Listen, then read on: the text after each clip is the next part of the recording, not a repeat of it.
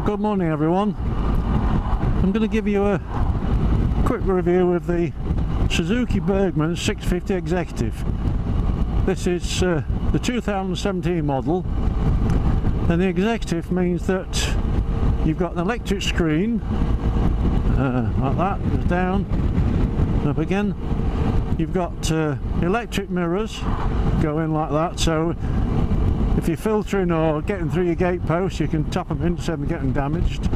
That's quite a nice feature. It's got heated seats front and back, and it's got 3-stage heated hand grips that are there. I have tried them, and to be honest they take a long time to warm up, but you do feel them eventually. But my previous bike was Triumph Tiger and it warmed up a lot quicker. But anyway, they're there and they will work. I think that's the main difference between that and the standard one. I'm not sure if the standard might have electric screen, I'm not sure. It's a 650 engine, obviously. It's 55 brake horsepower. The main thing you notice about these is that the comfort, it's like being in an armchair. I've put an extension on the rear, more a bum pad than a back pad. I've raised it about 5 inches and made it really comfortable, because I've troubled my back in the past. But it's a nice riding position. The handlebars are just right, really. You're not resting on your wrists, you're not resting on your shoulders, and really nice. And on this is my own bike, and I've done about 1,000 miles on it now, and I put a Vario windbreak on front as well. It's actually a Puig one, it's made in Spain, and this is very effective, not so much at low speeds, but say now what we're doing, 50, if you put your hand there, it's like a leaf blower blowing straight over your head, and just here there's not a breath of wind anywhere, nothing on my helmet, so it really does work. It's very good, that.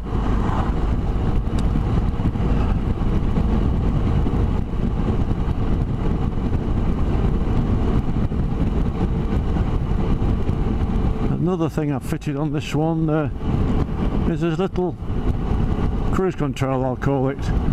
It just flick of your finger like that, and now the throttle's set, look, I'm not touching it, and you can rest your hands and just relax a bit, and then if you just twist forward like that, it goes off.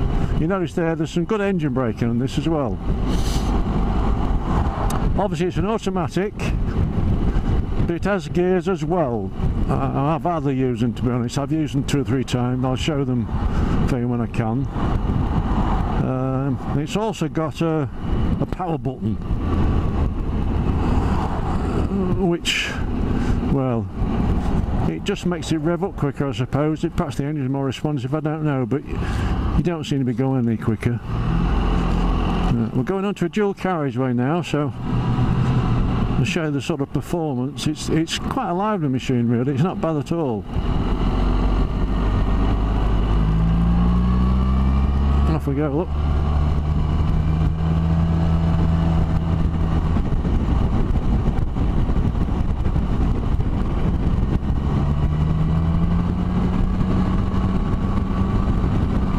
So you can really crack on the motorway. We're doing, well, you see what we're doing. And you can cruise at this all day. It's a good cruising machine. I've done the North York Moors on it, up to Whitby and back again, about a 250-mile trip, and it was lovely, really comfortable, and I had a great time. When the pal of mine had got a GS, and we kept together alright, so you can crack on. I'll slow down a bit. See, we're doing 75, 4,500 revs. I'm laying on my backrest, nice and comfortable. There's plenty, you can spread your feet out on these footboards. Obviously you can put your feet right forward where I prefer to be, or you can tuck them under more like a motorbike position. So on a long trip you can move your legs about and just get a bit of relief, really. The mirrors are good. I mean, I can just see my hands if I look down in the mirrors, but I can see the traffic behind both sides, nice and clear, see right down the road, so they're pretty effective.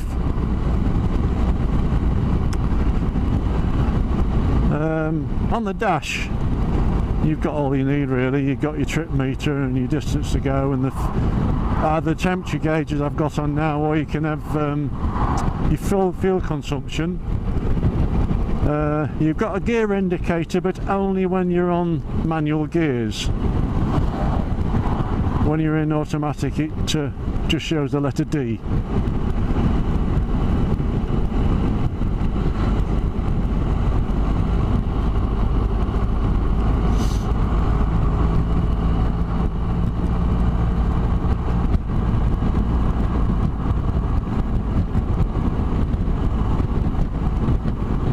You do feel the bumps a bit more on this if you're on a bit of a bad road. Just the wheels are obviously a bit smaller than the motorbike. I think they're about 16 inch at the front and 15 at the back, so you do feel the bumps a little bit more, to be honest, but it's not that bad.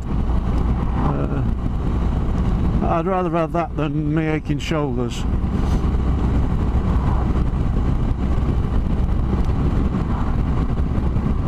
Yeah, nice bike all in all. Plenty of power. You can have a bit of fun. It handles quite nice. No twisties here, but you can crank it over a bit and put it around the bend up.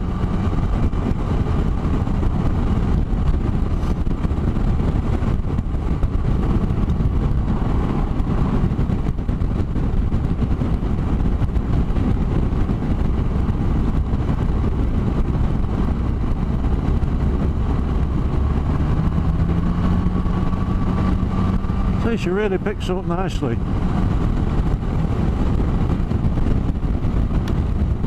And in town, she's a doddle to ride.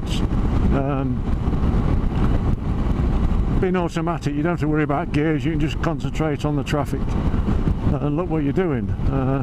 Pulls away from traffic lights nice and briskly, will beat most cars, I think.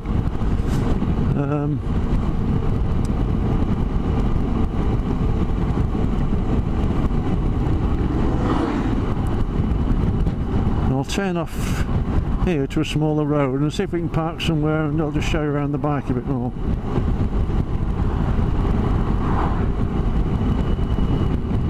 The brakes are really good. This back brake, I'll use the back brake now, there's nobody behind me, I'll just check. If I just put this back brake on, she really, and I use that a lot if I'm like now going around a tight bend, a bit of throttle, I tend to leave the back brake on a bit just to steady her. There we go. Right, we'll go through this village. See if we can find a quiet spot to pull in.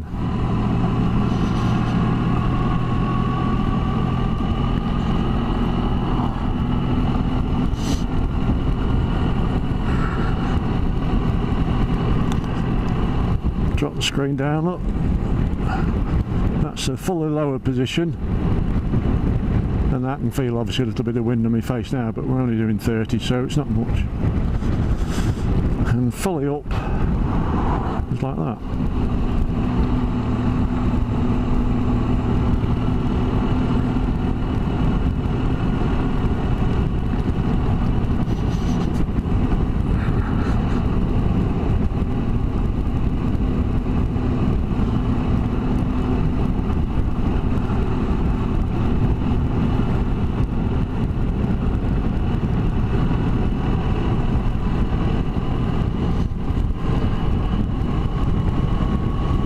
Well, a lovely day. This is, what, 19th of October, 12 o'clock,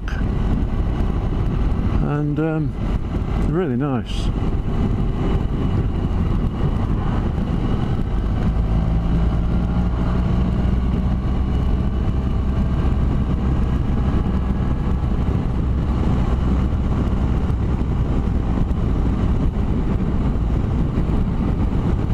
You've got an eco mode though. I don't think you can see that green light. That's when you're driving economically. The trouble is, you look down, just see it coming on and off, and you, first of all, I tend to anyway, think I've left the indicators on, and it's that thing, so it goes off when you open the throttle, but I've not got a point with it really. It's gone off now, look, because we're pulling away.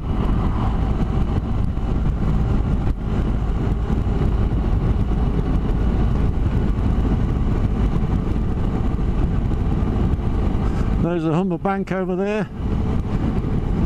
the oil refinery and various works along the Immingham Bank, River Humber.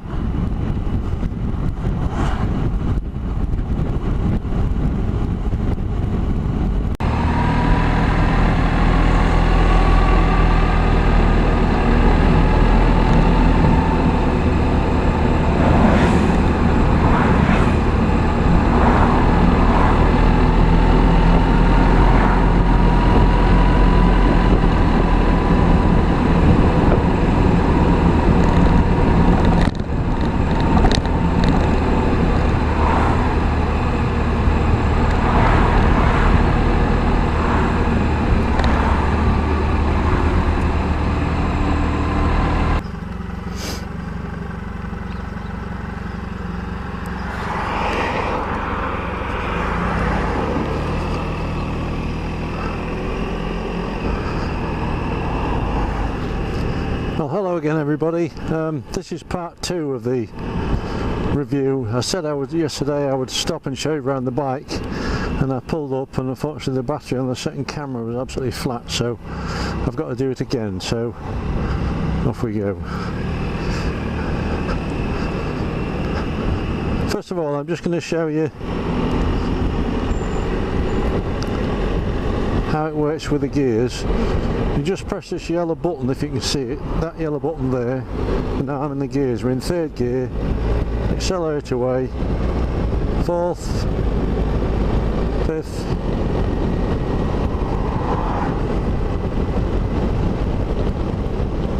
6th, and that's it, we're in top gear.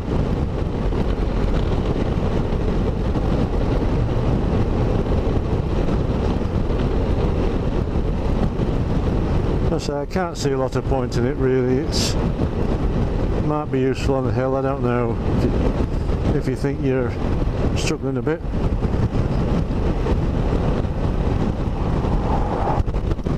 Another lovely day.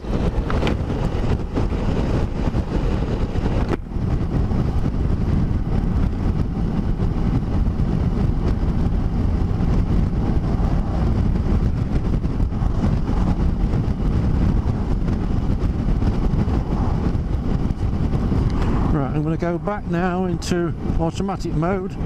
So again, you just press that yellow button. We're in automatic mode now.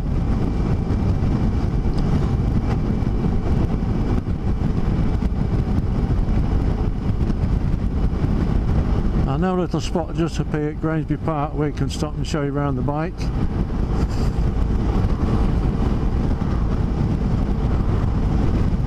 It's only 2 or 3 miles. Before we get there, I'll show you this power button.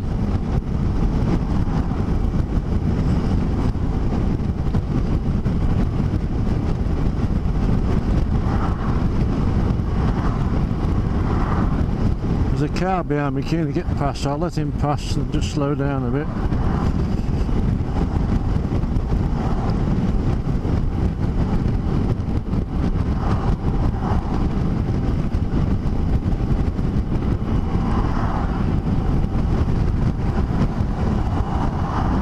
Just slow down. Right, power button on. Yeah, it does go quicker, but yeah, I think it does. 5,500 revs. Switch it off. Yeah, so I think it does accelerate a bit better with the power button. Not that noticeable, to be honest.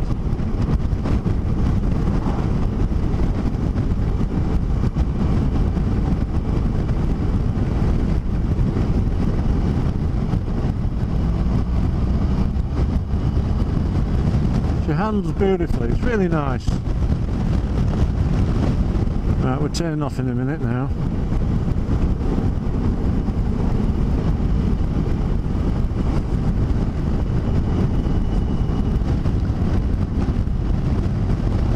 We're going off to the right just here. Find somewhere quiet. And now just a spot.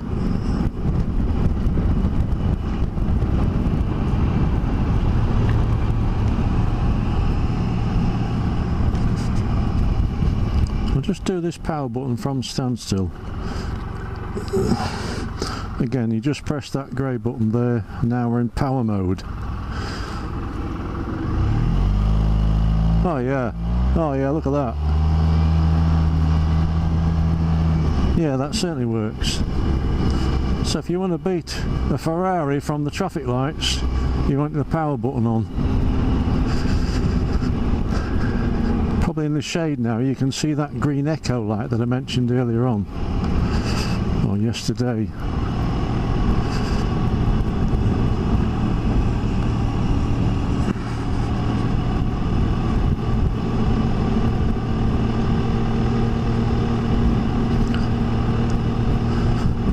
This little road is just on the edge of the Lincolnshire Wolds and leads you from the A16 that we've just left. And if we continue through, you come onto the A18, known locally as the Barton Street. A lovely twisty windy road, but unfortunately now it's limited to 50 miles an hour. So for us bikers it's spoiled it a bit.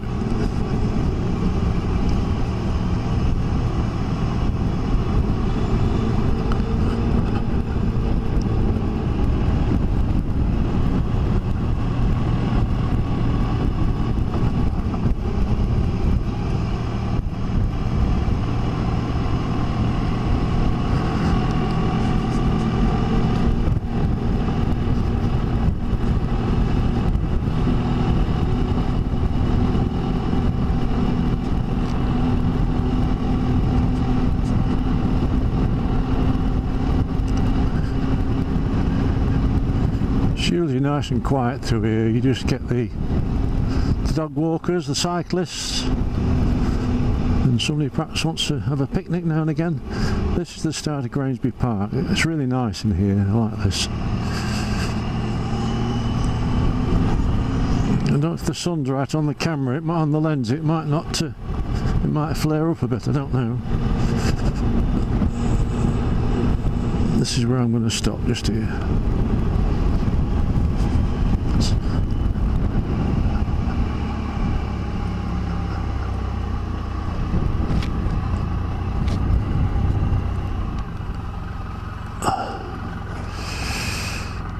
Right.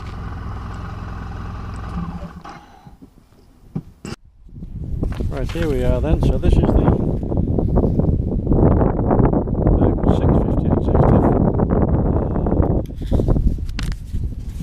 Start on the handlebars.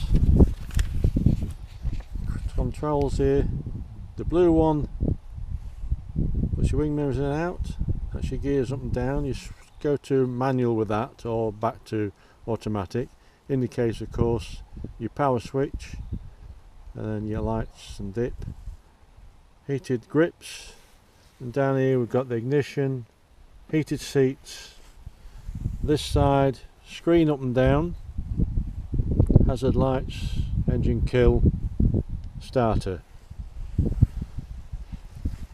You've got cubby holes here, look, just for your sandwiches.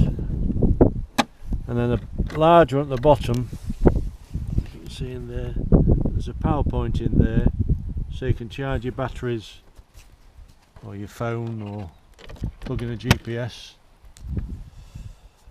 And to operate the seat, you just press that in and turn it and you'll hear a click, and then this seat lifts up, and it's quite big. You can get two full face helmets. I mean, my helmet's slightly on one side because of my camera there, but normally you go further back than that, and if that stuff wasn't there, you'd get another helmet in there.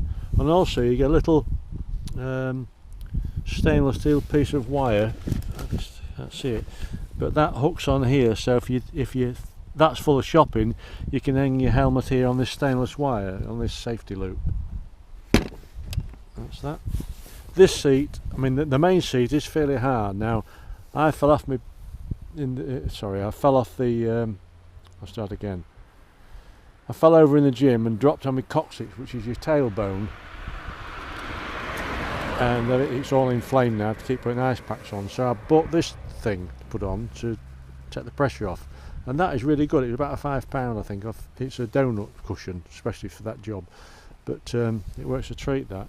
Now you'll notice here the backrest, normally they're low down, just level with the seat, more of a bum rest than anything, and it was no good to me because I've got, as I said before, I've trouble with my back, so I've raised it about 5 inches altogether, and that's made it really comfortable. Just go around the front.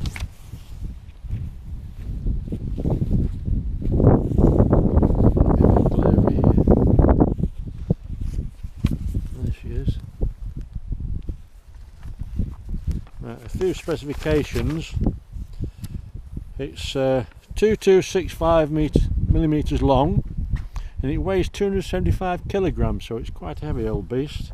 The engine is a 650 twin, 55 brake horsepower. The discs on the front are 260mm with Nissan dual pot calipers. On the front, the wheel is, I think the front wheel is 16 inches and the back one's about 15.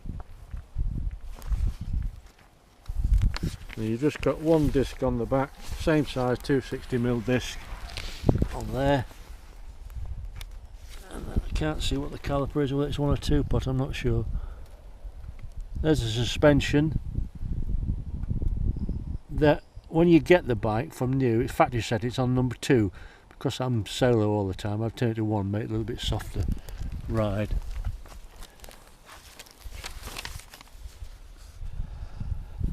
The tank, petrol's in here, a bit like a car really.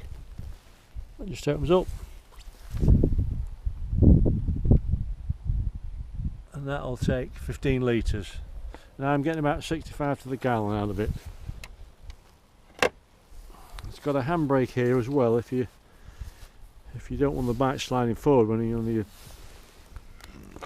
side rest, you can put that on, and then you just lift it up to drop it. Got a sender standard there. Can't put that down in a minute. That's it really. There's another little thing on the lock here. If I check the key out, you can see the end of that. That goes in there and you turn it and it puts a little plate across there, a steel plate, to stop people with screwdriver trying to ram it in there and steal your bike. So that's a little safety feature which is quite good.